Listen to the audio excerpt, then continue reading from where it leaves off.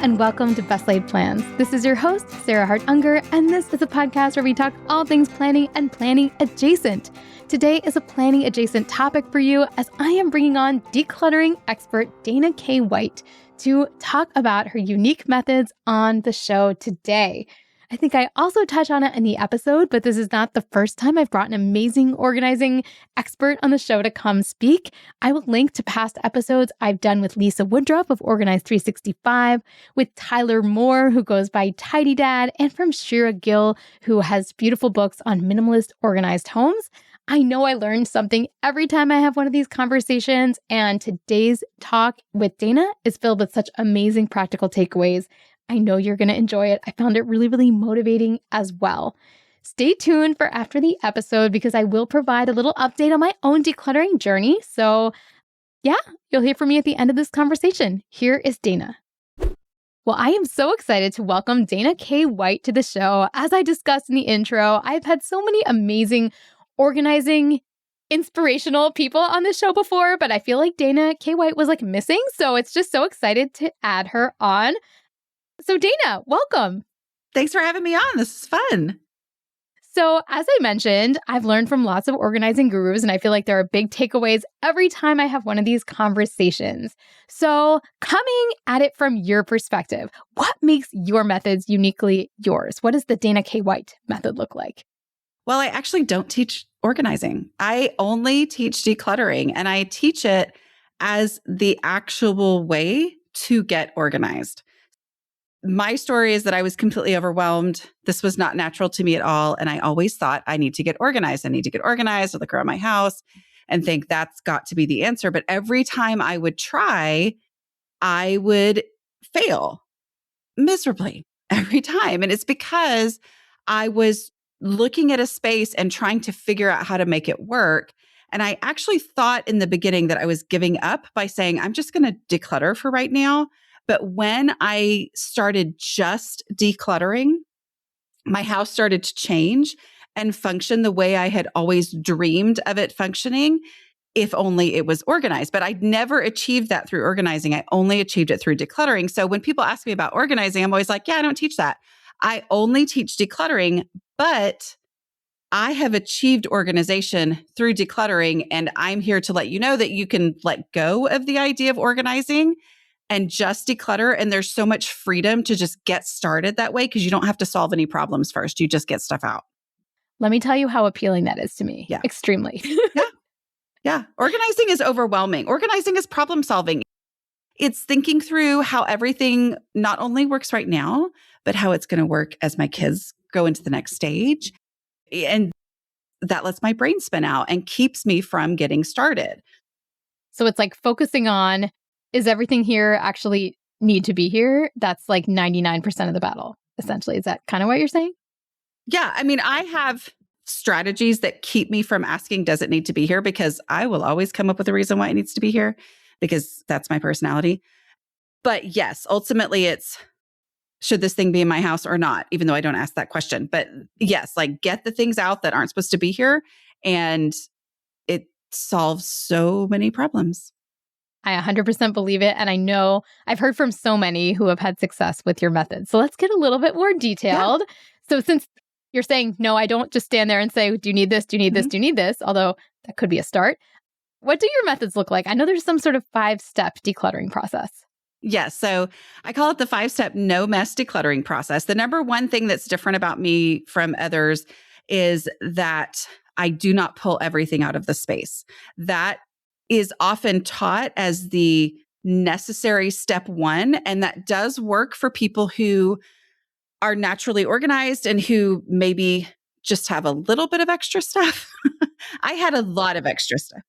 Or maybe a smaller space, like a apartment or something like that. Well, even still though, like it really comes down to, I used to think that I had to do that. I would pull everything out of the space. I would look at the empty space and go, wow, that looks amazing empty. And I would then turn around to do what they said to do, which was take the things that deserve to go back and put them back. But I would turn around and I would see all the piles that were now outside of that space spread everywhere. And I would shut down because of the piles, or I would see that one sentimental item and think, well, that doesn't need to go back, but I'm not getting rid of it. So what in the world am I supposed to do? And so I don't do that. So instead, what I do is my first 3 steps are decision free. They use 0 emotional energy, but they allow me to get started immediately and make immediate real progress. So the first thing is trash, recycling if you already have access to a recycling routine. So that is literally the most obvious stuff that needs to go. I'm not deciding something is trash. I am literally saying, is there anything here that I already know is trash? By getting that out, it makes an immediate visual improvement. Every time I look at the space after something has left, I'm a little bit less overwhelmed than I was before. So I pull those just individual items out, stick them straight into the trash or the recycling, and those items are done. Like you don't think about like, there's no middle step. There's no, I'm going to set this aside and decide later. No, I'm doing this now. The next step is the easy stuff that I do know where it goes. Like it already has an established home, but it's floated here somehow. I'm not going to worry about why. I'm just going to get it to its home, one item at a time, or just what I can carry in my hands in one trip. And then the third step is obvious donation. So I'm giving myself permission to just say, is there any trash? I'm going to get that out. Is there anything that I do know what to do with it? I get that out. Anything that I already know can go straight in the donate box, no questions needed. That immediately improves a space so much before you've ever made a single decision, before you've ever expended any angst or emotional energy, before you've ever had those big feelings. You've made huge progress and you've gained some momentum so that you're ready for the harder questions, which I still don't use emotions and what ifs. Are you ready for me to go into those too? Yes, I think I'm ready. But I love the easy win. And I mean, as you're speaking, I mean, this is laughable because I feel like I've said this with multiple organizing experts. I'm like looking around and I'm like, yes, you might not think there's trash in your immediate space, but like, why is there an empty package? Like there's nothing in it. It's trash. Mm-hmm. So even though my home is relatively functional, like it doesn't look like it's full of trash. I mean, I'm seeing trash right next to me. So there's always trash. People love to argue about that. And I'm like, okay. But here's the thing. I always say, even if you are the one person, you're not, who doesn't have trash, you really do. But even if you really don't, like, even if you're right and I'm wrong and you don't have trash, which is great, there's still value in looking for trash because looking is an action that gets you started. And it's an easy action with, you're right, without really I can get rid of that bag with no thought and no emotions attached to it. And even if you didn't have the bag there, you truly didn't have trash. By looking, you're now not just thinking of it as a pile. Because when it's a pile, it feels like everything in the pile is overwhelming. When you look for trash, you're starting to look at individual items and your brain is adjusting to the fact that this is not as overwhelming as I thought. I now know what is there. The unknown is the most overwhelming thing. That is true of everything planning as well. The unknown is the absolute worst. Okay, so now I feel like we're ready. Let's go into the slightly harder steps. Yeah, I mean, they're hard, but they're still fact-based as opposed to emotion-based. My emotions play into it, but I'm going to ask like questions that have real answers. Okay, so this question works for every last thing. It's how I give things a home or figure out that they don't need to be in my home. And that is, if I needed this item, where would I look for it first? Okay, so I am not asking where should it go. I'm not asking where would it be. I am asking where would I look for it first at the beginning of what I assume is going to be an hour-long search tearing my house apart, right? Because if I knew where this item went, where it should be, it left in step 2, the easy stuff. Okay. So I'm only asking this when I don't know where this should go. So if I needed my water bottle, where would I look for it first? And I'm going to go on my instinct. Okay. So what's the first cabinet that I would walk to? What's the first drawer that I would open? Where would I go first? Not knowing if it's going to be there, but that's where I would look for it first. And then I go ahead. Once I have an answer to that, an instinctual answer, then I take it there right now. And this is the most important part of the process because this keeps me from making those piles that keep me from being able to stop at any time. And especially if you have young kids, you need to expect the unexpected. the only thing guaranteed is there's going to be a distraction at some point. So as long as I am taking things there now, I don't have any piles. I don't have things stuck in a box to deal with later. I can stop. If my kids need me, I can stop. And this space is only better than it was before. It's not in mid chaos step. I can see how that would ruin one of the not ruin. It would fix like the aversion to doing this, right? Because if you're not making a giant mess, I think that's often what turns people that in the decisions, but it's the fear of the mess that maybe makes people also not even want to start. So if you know one is not going to happen, I see that as a major benefit. We're going to be right back, and then we're going to continue right where we left off. Today's episode is brought to you with support from Green Chef. If you're looking for a meal kit that truly offers healthy meals, including organic produce and responsibly sourced proteins and seafood, Green Chef is for you. You can trust every bite with over 40 clean, customizable weekly recipes designed to give you peace of mind. I love how many options they offer to help you align your dinners with your wellness goals. You can choose high protein, high fiber, plant-based, and more. And we've been super happy with the flavors and ease of preparation. They're family-friendly too. My kids get excited when we have a Green Chef dinner coming up because they know it will be something delicious. We especially love the Mediterranean and family-friendly options. Head to greenchef.com/50bestlaid and use code 50bestlaid, that's 50bestlaid, to get 50% off your first month, then 20% off for 2 months with free shipping. That's code 50bestlaid at greenchef.com/50bestlaid. Today's episode is sponsored in part by IXL. It's that time of year again. Kids are busy with many spring activities, and yet there's also a big academic push in many places too. Whether you're a homeschooling parent or you want to provide some extra learning support for your child, IXL is a great tool, and spring is a wonderful time to try it out. My kids are using IXL and have been for years to learn and reinforce concepts, and IXL can be used as enrichment, review, or part of a homeschool curriculum.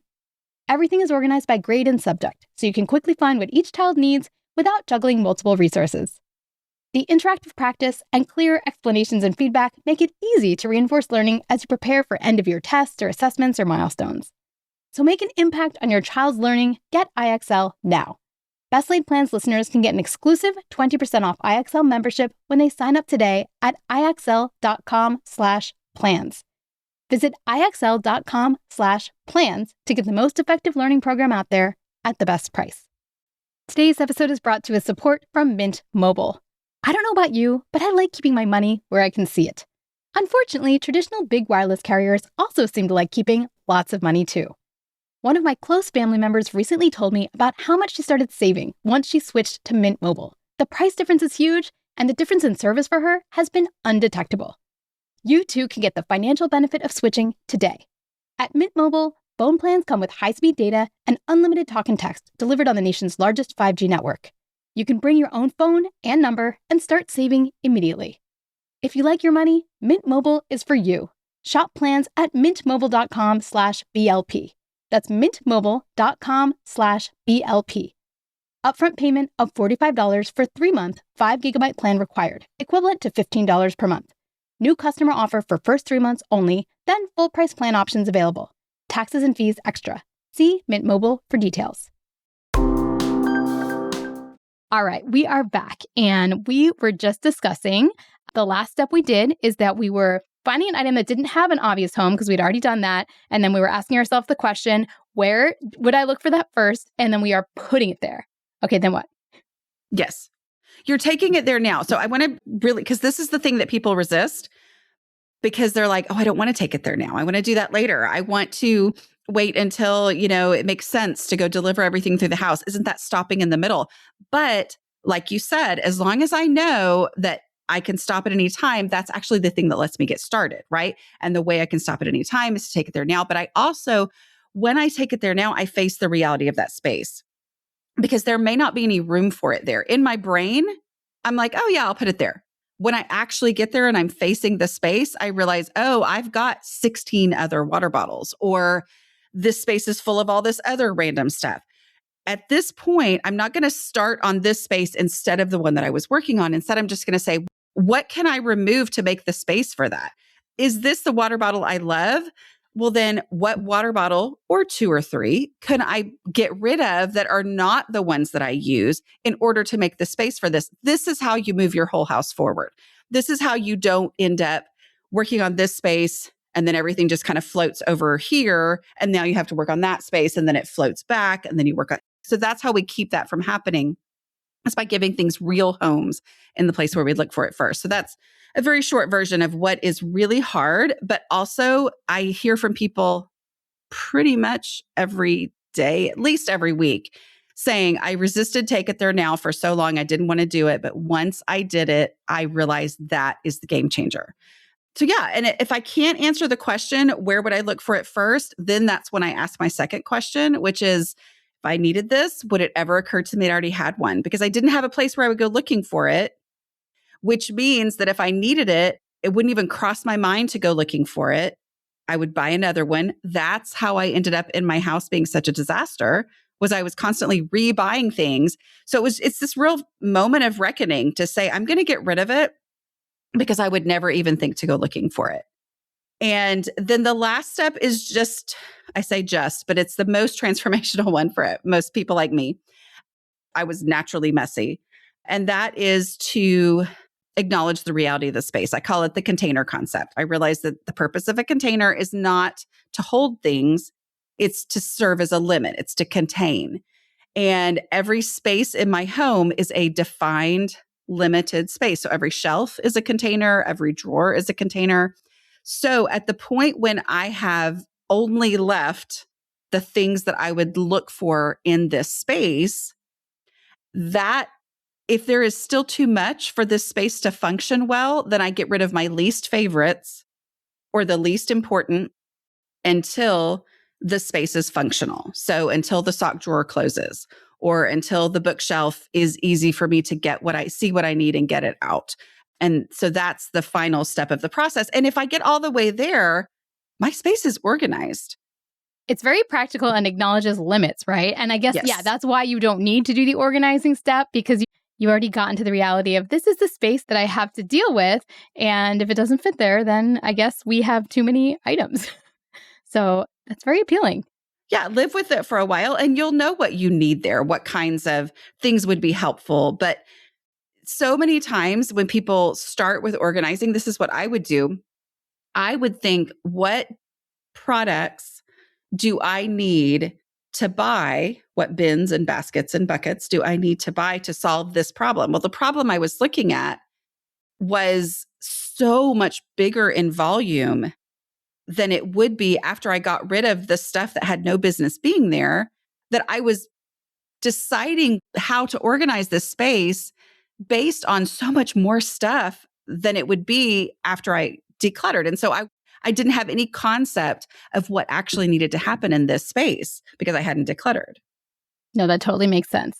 Well, my planning brain wants to know, because I have trouble. I don't know, if I want to have the entire house organized, I have sort of trouble with the idea that, I'm just going to start somewhere wherever I feel like, and then somehow it's all going to get done. I like to have sort of a vision for, okay, there's maybe this many areas of the house. Do you have a recommended order that you tell people to go in? Or is there a template or plan that you recommend? Or is it more like pick the easiest spot first? Well, anytime you declutter, it's a good thing, right? But I needed a place to start. So what I teach is what I call the visibility rule. So start in the most visible space in your home, meaning the space that guests would see when they come to the front door. Because if you start in that space and declutter there first, you're going to see the progress that you make. That visible progress is going to inspire you to declutter again sooner. It's going to increase your decluttering energy. If you start in an obscure spot like a bathroom drawer or the top shelf of the closet in your bedroom, that's the normal place to be drawn to go work on, right? But if you spend time decluttering and energy and effort, and then at the end of the day, your family comes back from wherever they were and they say, hey, what did you do all day today? You're like, I decluttered. And you see them look around like, really? Okay. What did you do? Right. That is very defeating, especially if you struggle in this area. And so if you declutter in a visible space, you're going to experience the benefits of decluttering Your family is going to experience the benefits of decluttering, which will then encourage you to continue decluttering. The next time you decide to declutter, which is sooner because you've been inspired by the progress that you've made, go back to that space. Do that space again. What that's going to show you is it's going to show you that last time I spent 2 hours working in this space. This time, even though my natural tendency used to be to look at a space that was cluttered again and think, oh no, I have to start over. What really happens is that the first 2 steps, trash and easy stuff, and I'm done. And so what took me 2 hours last time takes me 5 minutes this time. And now I do those 5 minutes and then I move to the next space, the next most visible space. And I continue doing that. And that's how I actually learn how to maintain my decluttering progress. And it's how I ultimately move through the entire house. But I'm doing it in a way where my house is getting better and better and more functional, which then really changes how everybody in the house feels about our stuff and our space. That sounds awesome. Do you have any, I know my listeners are always asking for some kind of planner or some kind of like organizer to help motivate them along their path. Are there any products or have you designed a product like that you can recommend? Yeah, I have tried planners so many times and I do a great job at writing a bunch of stuff down. And then I lose the planner every single time. So you're saying you need my podcast. I'm just kidding. Here's what it comes down to for me. So in my first book that I wrote, How to Manage Your Home Without Losing Your Mind, in the back of it is a 28-day guide to going from completely overwhelmed to, okay, I can do this, which was the thing that had been missing, right? Like for me, is I was like, most people who talk about this stuff can't even imagine my starting point. And so that 28-day guide is for that. And people would say like, oh, you should put this into a planner. You should put this into whatever. And I was like, I needed it to be so boiled down that it came naturally and I didn't need to have it written down for me. So that's my perspective on those things, is just like I eliminate until I know the things that need to be done every day, no matter what. And my listeners are going to hear this and they're going to buy your book, which is awesome. And then they're going to make the coolest little digital or paper planner out of your guide. And it's going to be amazing. And I'll share it with you. I know. I love it. I love how I'm like, whatever works for you is exactly what you should be doing. But for me, I need to start very small and build, as opposed to putting everything down and then try to get all that stuff done. I get overwhelmed and shut down, kind of like the pulling everything out of a space, Yes. No, that does kind of make sense. It is on the same lines. Oh my gosh. Well, so cool. Now, I don't want to end this interview without talking about one of your latest passion projects, which is about teaching decluttering to kids. And I have 3 kids. And man, it's a journey. And we do a game called Giveaway or Keep, which is kind of a decluttering process. I've had good luck when it's like very specific categories, like we're going to do your books or like only your sandals or something like that. Less good luck when I'm trying to like, oh, I'm going to overhaul this whole room or something like that. But yeah, tell us about your strategies for kids and also your new book for kids. Yeah. I highly recommend that, you can get a copy of my 5-step process at A Slob Comes Clean. That's my website that I started back when I was just figuring all this out. aslobcomesclean.com/5. And I highly recommend going through the process with your kids, remembering that when you tell them to look for trash, it's what they already know is trash, right? Like you may have to get to the point where you're picking up something that you're like, this is trash, but you don't say that. Just say, hey, if you needed a used gum wrapper, where would you look for it first, right? Because there are kids who are like, oh, I would look for that. Okay, well, then we face the reality of that space. You don't have room for a used gum wrapper here. You want to get rid of your baseball cards in order to keep used gum wrappers. So it helps you work through that in a very logical way. But as far as what I have now, I just wrote my first children's book. It's a picture book for kids ages 4 to 8. And it's a story of a little girl who she realizes how much she loves pillows. And so she has all these pillows come in, and then she somehow finds herself in all these different opportunities to bring even more pillows in. And so she loves them so much, they make her heart happy. But then her room ends up out of control and she can't enjoy them and she can't enjoy her space and her room, and all the other things that she loves in her room are all completely covered up by the pillows. And so she learns that if you just keep the very best ones in the very best places and then let the others go, then you can enjoy the things that you love instead of having them end up getting out of control and making the space miserable.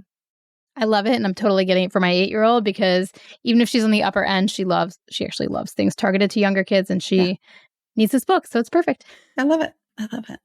Yeah. Awesome. Well, thank you so much for coming on, Dana. I feel like I filled a gap in my organizing expert lineup. I think all we're missing is Marie Kondo. So Marie, if you're listening, you're next. Where can listeners find you? You mentioned A Slob Comes Clean, which is your website from forever ago. Yes, and then, of course, I think you're on YouTube as well. Yes. Yeah. I have a YouTube channel, a podcast. I do all the things. So if All you the just, things. And I'll put links anytime to you want to those. Google, just Google Dana K. White, because there's the guy who runs the Ultimate Fighting Championship named Dana White. That's not me. Oh, I didn't know that. Yeah. But if you put the K in there, you'll find me everywhere. Then you're good. Yeah. Awesome. Well, thank you so much for coming on. Thank you.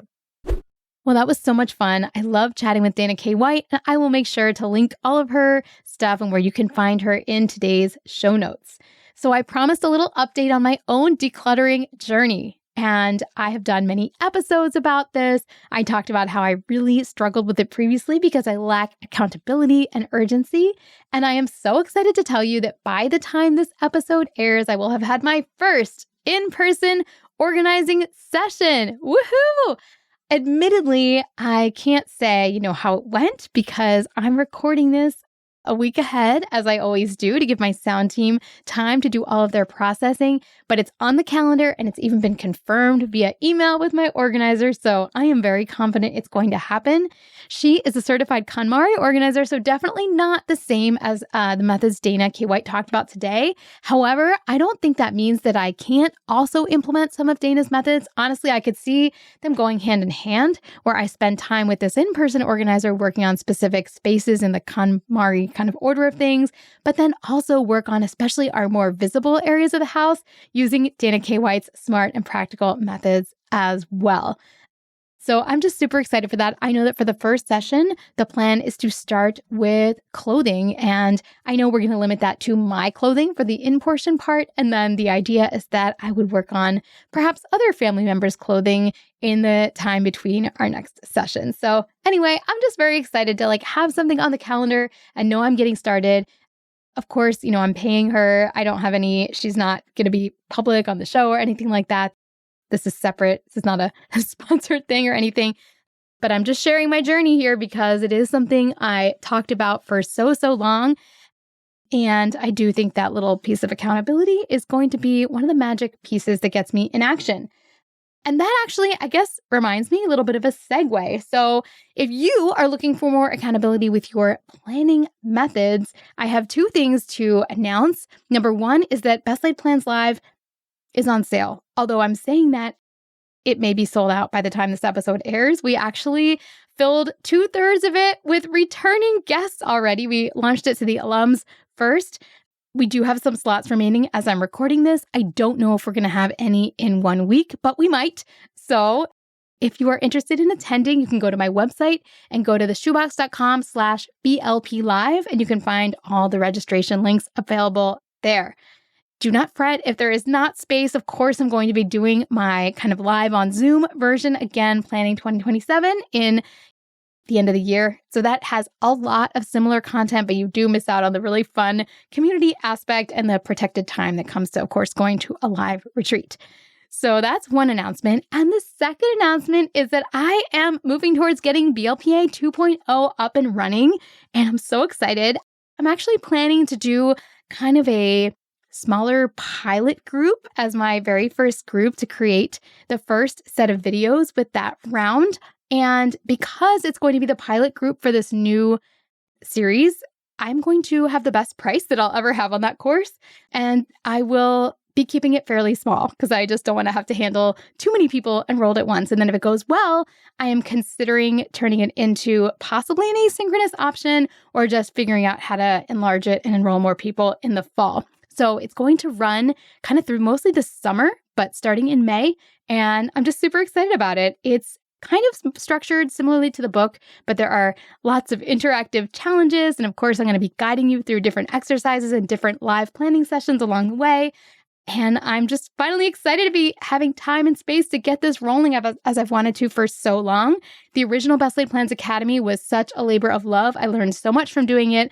I feel like I really got to know many of the participants and I had some wonderful feedback that it really helped people. So just excited to bring on the next iteration of this course out into the world. So yeah, those are my two somewhat related announcements for today for those that are looking for some structure or accountability in their planning techniques. All right, I'll be back next week. I am hoping to do a live weekly review or weekly planning session with you for next week. I did a prior episode where I cleaned out my email on the air, kind of. So we're going to try to do that with weekly planning and see how it goes. And I would love to say I'm going to have a video set up for that. We will see, but I'm going to work on it. All right. I hope you have a wonderful week, and I hope you enjoyed this conversation with Dana. Again, if you would like all the information of where to find her, that's in the show notes. And you can find everything about my courses at my website, theshoebox.com. Finally, keep the fantastic questions coming. I'm always working on my next Q&A. You guys provide so much amazing content and inspiration and ideas, and I can't thank you enough. All right. Until next week, I'll be back in your feed next Monday.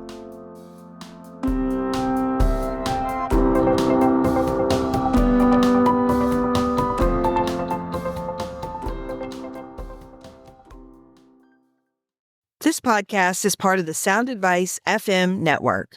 Sound Advice FM, women's voices amplified.